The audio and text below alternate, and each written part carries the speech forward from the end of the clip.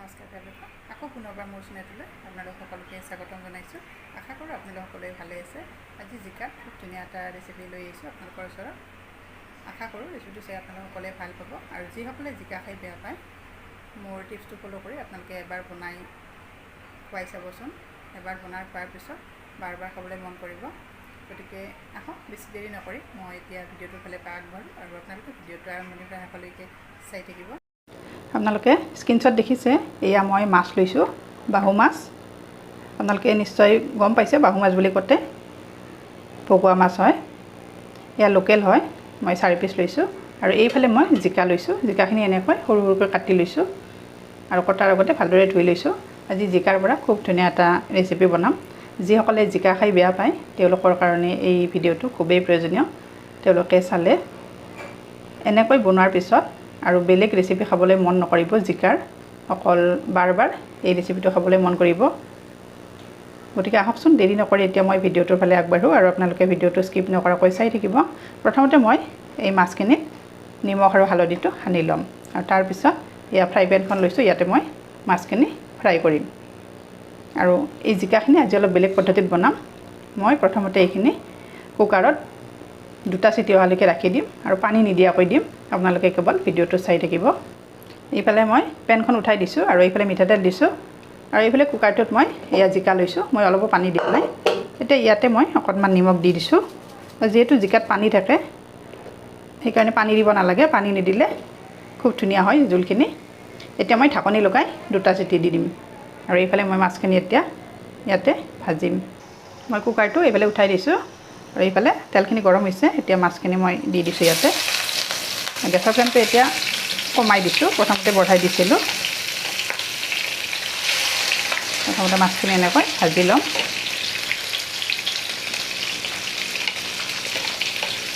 মাছ fry কৰাটো সকলোৱে জানে, নহয় জানো? এতিয়া গোটেইখিনি ভিডিঅ' নেদেখাওঁ, নহ'লে ভিডিঅ'টো বহুত দীঘল হৈ যাব। আৰু মাছখিনি হোৱাৰ পিছতে মই ইয়াতে জিকাখিনি বনাম। আজি আলু নিদিয়াকৈ বনাম। এনেকৈ বনালে যিসকল ল'ৰা ছোৱালীয়ে বেয়া পায়, জিকা বুলি ক'লে সাধাৰণতে বেয়া পায়, কিন্তু সিহঁতে গমেই নাপাব যে ইমান ধুনীয়া হয় ৰেচিপিটো।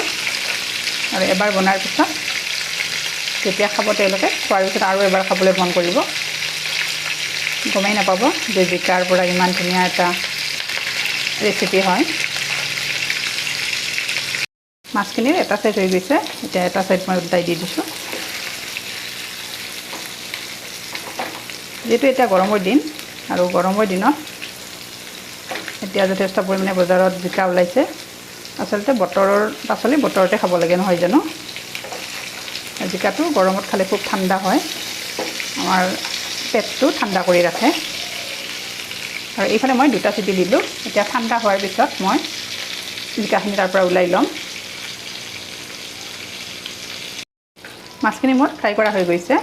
এতিয়া ইয়াৰ পৰা মই মাছখিনি কাঢ়ি থৈ দিম, আৰু একেখন ফ্ৰাই পেনতে এতিয়া মই জিকাৰ জোলখিনি বনাম। এইফালে চাওক, মোৰ জিকাখিনি কুকাৰত দিয়া ঠাণ্ডা হৈ গৈছে।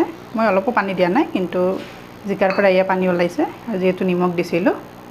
এতিয়া এইখিনি মই মিক্সি জাৰত লৈ অকণমান পেষ্ট এটা বনাই ল'ম, তেতিয়া খুব আনকমন হয় জোলখিনি। আৰু এয়া মিক্সিত দিয়াৰ পিছত ঠিক এনেকুৱা হৈছে। এয়া চাওক, ধৰিবই নোৱাৰি জিকাৰ পৰা যে এনেকুৱা হৈছে। এতিয়া মই পেনখনত গৰম হৈছে। জিকাখিনি দিয়াৰ কাৰণে এয়া মই পিঁয়াজ লৈছোঁ, মিডিয়াম চাইজৰ এটা ডাঙৰ। এইফালে আদা, কেঁচা জলকীয়া এটা, শুকান জলকীয়া 2টা, আৰু তেজপাত। এইখিনি আজিৰ ইনগ্ৰিডিয়েণ্টছ। একেবাৰে চিম্পুল পদ্ধতিত বনাম। প্ৰথমতে শুকান জলকীয়া 2টা দি দিছোঁ, আৰু তেজপাত দি দিছোঁ। এতিয়া লৰাই দিছোঁ। আৰু এতিয়া ইয়াতে মই অকণমান গোটা জিৰা দি দিম। জলকীয়া 2টা অকণমান ভাজি লওঁ।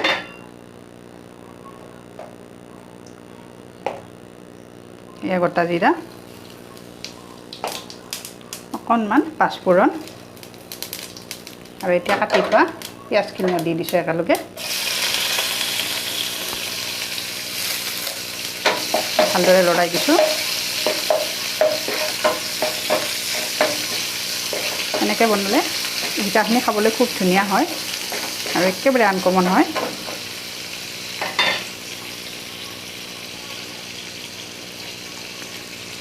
মই মাছ ভাজোঁতে নিমখ দিছিলোঁৱে আৰু ইয়াৰ পেষ্টটো বনাওঁতে জিকাৰ তাতো দিছিলোঁ। গতিকে এতিয়া টেষ্ট কৰি চাইহে মই নিমখখিনি দি দিম। আৰু এতিয়া মই ইয়াতে হালধি গুড়ি দিম।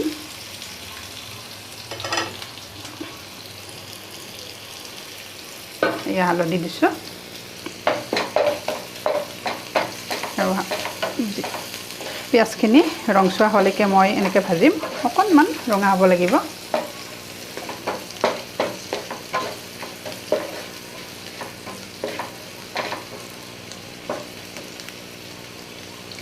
পিঁয়াজখিনি মোৰ প্ৰায় ভাজা হৈছে, গোন্ধ এটা আহিছে পিঁয়াজ ভাজাৰ।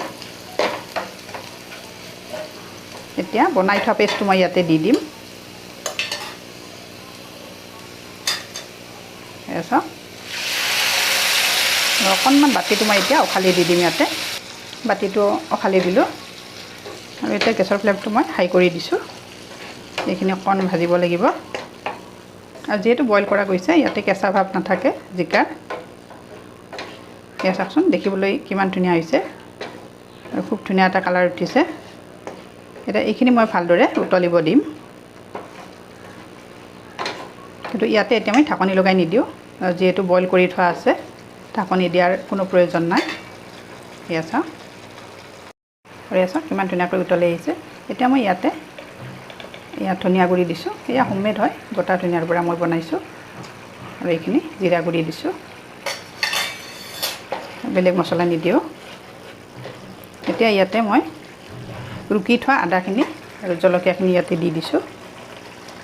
জলকীয়া এটা দিছোঁ, আৰু যিহেতু শুকান জলকীয়া দিছোঁ।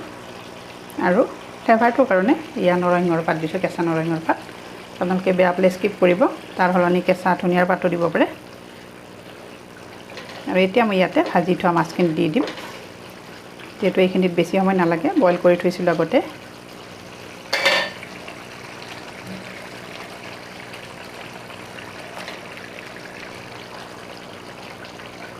আৰু প্ৰায় 2 মিনিট সময় এনেকৈ ৰাখিলে হৈ যাব এইখিনি মোৰ।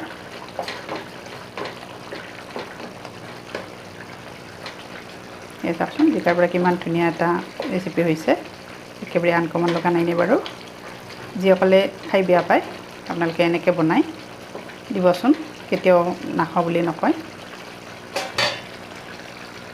এবাৰ খোৱাৰ পিছত আৰু খাবলৈ মন কৰিব, ইমানেই সুস্বাদু হয়। বেয়া পোৱাসকলে মোৰ আজিৰ এই ভিডিঅ'টো নিশ্চয় চাব, আৰু তেতিয়া খাবলৈ মন কৰিব।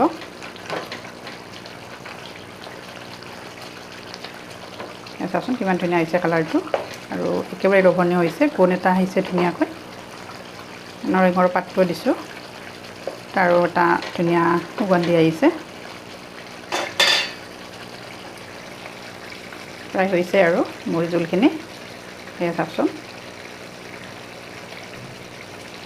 আপোনালোকক সদায় কওঁ, আজিও কওঁ, আপোনালোকে যদি মোৰ আজিৰ ৰেচিপিটো চাই ভাল পাইছে, তেতিয়াহ'লে লাইক, কমেণ্ট আৰু শ্বেয়াৰ কৰিব। আৰু যিসকলে মোৰ ভিডিঅ'টো প্ৰথমবাৰ চাইছে, আপোনালোকে মোৰ চেনেলটো ছাবস্ক্ৰাইব কৰি দিব, আৰু কাষতে থকা বেল আইকনটো প্ৰেছ কৰি দিব। তেতিয়াহে মই ভিডিঅ' আপলোড কৰিলে আপোনালোকে লগে লগে মোৰ নতুন ভিডিঅ'টো চাব পাৰিব। চাওকচোন কিমান ধুনীয়া হৈছে, একেবাৰে অসাধাৰণ হৈছে।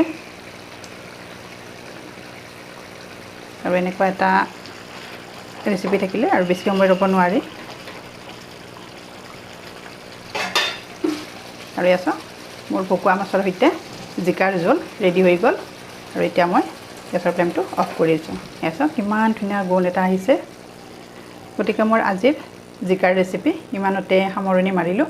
আকৌ এটি নতুন ৰেচিপি লৈ, নতুন টিপছ লৈ মই আপোনালোকৰ ওচৰত আহি আছোঁ অতি সোনকালে। তেতিয়ালৈ ধন্যবাদ।